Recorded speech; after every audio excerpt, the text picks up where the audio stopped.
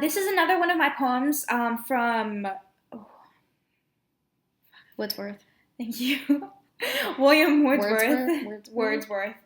Excuse me. Sorry, because his words were worth it. Okay, so I wandered lonely as a cloud is the title, and that is also the first line of the poem, which to me emphasizes that fact, brings attention to that line, and in that line there is both a metaphor and a personification. I wandered lonely as a cloud, the metaphor between the man, I, and the cloud, and then the personification of the cloud being able to wander lonely. Um, Wander does not just mean like wander like he was lost. It just means like casual, like almost aimlessly, just going about his day, wandering. Which, makes sense because clouds kind of just go, where the wind goes. And it's just so, Right. almost carefree, like in an idea. Like where the wind takes them. Right. So that's also seen through the diction choice of Wordsworth, who says, "When all at once I saw a crowd."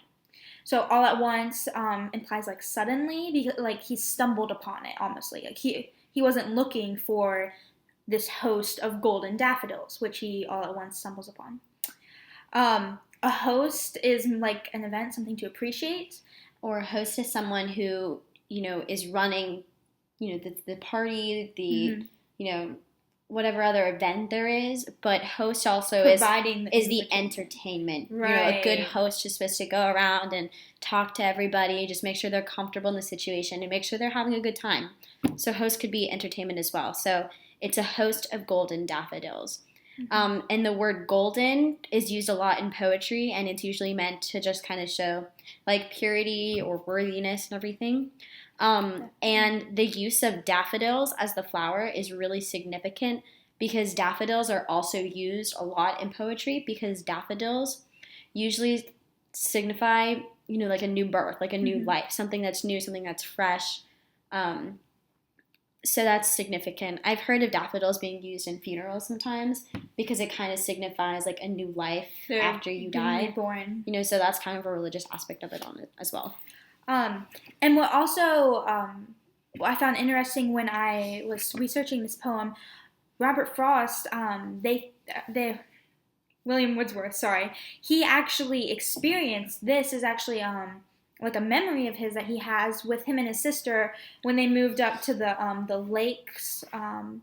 They would go like walking around the woods. He really appreciates nature, and that's seen throughout his entire life. He really appreciates nature, and they actually saw this, and he later wrote about it in this poem. Mm-hmm. And you can tell how much he appreciates it just based on the imagery that you get from this first stanza.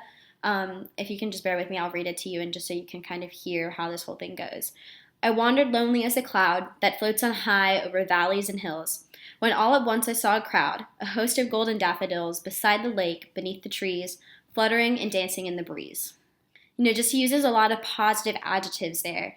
Beside, beneath, fluttering and dancing, a breeze. He doesn't say a gust of wind or, just it's a breeze. You get it's easy it's right. An easy feeling almost. So it's kind of just very casual the way he talks about it and how just carefree and how calming the whole picture is in your head.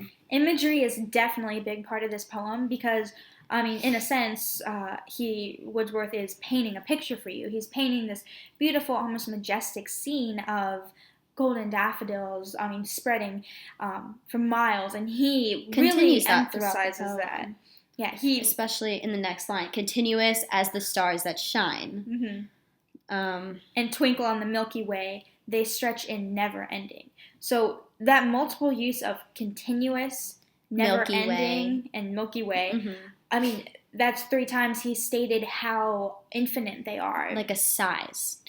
Continuous, it keeps on going. The Milky Way is huge. Mm-hmm. We're not exactly sure where it begins, where it ends, where it starts. And then again, just never ending. So he's almost in awe of this. Like he's taken back by its beauty. Just the vast of the sky almost and all the stars that there are. Mm-hmm.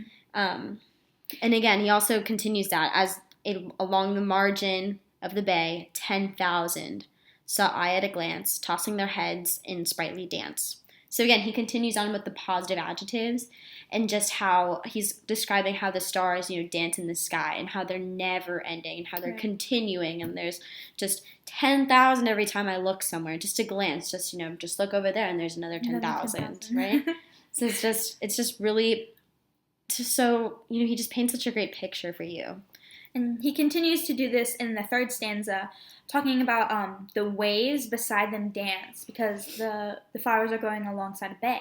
And he says that the waves are beautiful too, but the daffodils outdo them in glee. And glee is happiness, joyfulness. It's just, and then he talks about how a poet could not but be gay, which gay is almost a synonym for glee, happy, joyful. And so that is emphasizing the relationship between man and nature, which Wordsworth is trying to do here, because while the nature is happy and joyful, it can reflect back on man and also cause them to be happy and joyful as well. In that line, a poet could not but be gay kind of just signifies how beautiful everything is. Like, how could you not be happy? How pretty everything is. And as we'll continue on through the poem, you'll definitely notice that he uses the dancing as a verb. He uses it a lot, but he uses it as an adverb to describe everything that's going on, such as dancing in the breeze, tossing their heads in a sprightly dance, the waves beside them danced, and it continues on throughout, just in dances with the daffodils. He uses dance a lot in this poem, and I mean, for his time, dancing was just, dancing makes people happy. If you're happy, you just do a little dance, it's okay. Another important part about the poet, he says, a poet could not but be gay. Throughout the entire poem, continue. Sorry, that's my mom calling. Throughout the entire poem, he uses I, just a general person. But then at that specific line, he uses a poet. And normally you would think a poet is someone who appreciates nature, someone who can, who knows how to appreciate things. And so I feel like that's more significant than just saying I. He emphasizes a poet. And then he continues on, for oft when on my couch I lie, in vacant or in pensive mood, they flash upon the inward eve, which is the bliss of solitude. So throughout the poem, you can tell how just in awe he is of nature just by all the adjectives he uses. Floats, golden, dancing, fluttering, twinkling, sparkling. And then he goes to vacant or pensive. Pensive is like being very thoughtful, but almost being thoughtful in kind of a somber mood. You're just sort of just kind of thinking about it, and it's vacant. There's not a lot going on. And specifically when he mentions on my couch, in a couch you're inside, you're bored, there's not a lot to do. Right. I think Wordsworth, because he says that while he gazed and gazed, he but little thought what wealth the show to me had brought. He appreciated it at the time, but it was only afterwards where he came to this euphoria, this realization that that you should appreciate nature, that nature can give back to you, because he's able to, when he's just sitting on his couch, either in a vacant, which is almost like an empty, or pensive, which is very thoughtful, the comparison of that mood, in either mood, he's able to think back to this beautiful scene he saw, and his heart is filled with glee. My heart, on how much better it is outside than inside. And he continues that, which is the bliss of solitude, and then my heart with pleasure fills and dances with the daffodils. And that just connects back to the beginning of the poem where he says, a host of golden daffodils that flutter and dance in the breeze. And then at the end of the poem, he kind of just talks about how he dances with the daffodils. And that just sort of ties the whole poem together in his love for nature, and just shows that it just shows the relationship and connection that he has with it, which kind of just relates back to transcendentalism, whereas you are just really connected with nature, and that you feel like you can get, your happiness, you can get what you need just from the world around you. And you don't need a lot of other, materials. Exactly. So I think that summarizes it all. Wordsworth is definitely trying to get across the fact that nature should be appreciated. It's there for humans to appreciate. And the fact that there is a close relationship between man and nature, and that we need to find this relationship because it can benefit us in the end. Like, we can always look back and find happiness and find comfort in knowing that nature is there for us. Mm-hmm. The beauty of it and the all. whole tone is just very blissful. You know, it just makes you happy. Definitely. There's not much of a tone change at all.